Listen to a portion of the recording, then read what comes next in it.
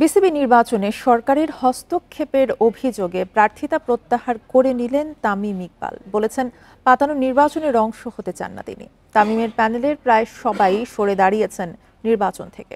এমন ঘটনায় আমেজ হারাতে যাচ্ছে বিসিবির আসন্ন নির্বাচন। বান্ডেল থাকলে প্রতি সেনমানিতে টাকা বাঁচবে।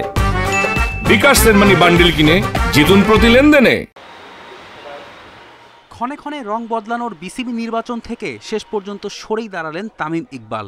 নির্বাচন করবেন না তার প্যানেলের আরও অনেকেই। তামিমের প্রার্থিতা প্রত্যাহারের গুঞ্জন ছড়িয়েছিল আগের দিনই। উচ্চ আদালত 15 ক্লাবের কাউন্সিলরশিপ নতুন করে বাতিল করায় সংকট চরমে পৌঁছায়।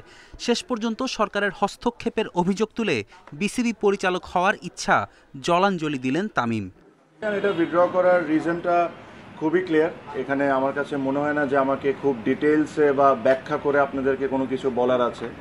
আমি শুরুর থেকে একটা কথা বলে আসছি যে ইলেকশনটা কোন দিকে যাচ্ছে বা কিভাবে হচ্ছে এই জিনিস নিয়ে আপনারা সবাই এখন ক্লিয়ার। যখন যেমন মনে হচ্ছে, যখন যা মনে হচ্ছে তখন তা করা হচ্ছে। এটা আসলে ইলেকশন না, এটা ইলেকশন না। আর ক্রিকেটের সাথে এই জিনিসটা কোনো দিক থেকেই মানায় না।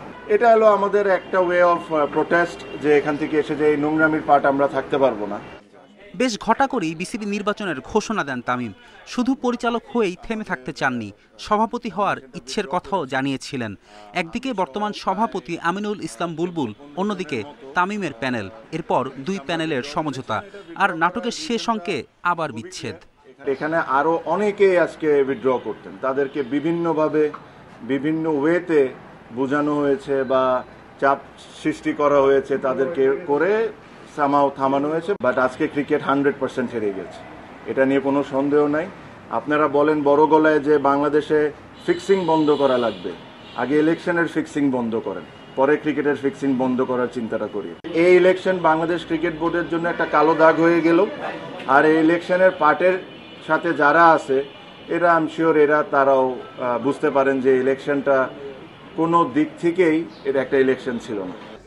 বিসিবিতে এবার নির্বাচন সবচেয়ে জমজমাট হওয়ার কথা ছিল, কিন্তু শেষ পর্যন্ত সেটা হয়ে দাঁড়াচ্ছে সবচেয়ে বিব্রতকর। নির্বাচনের নিয়ম মেনে আসবে নতুন পরিচালনা পরিষদ, থেকে যাবে অনেক প্রশ্ন। ফেরদৌস ইসলাম, ইন্ডিপেন্ডেন্ট নিউজ।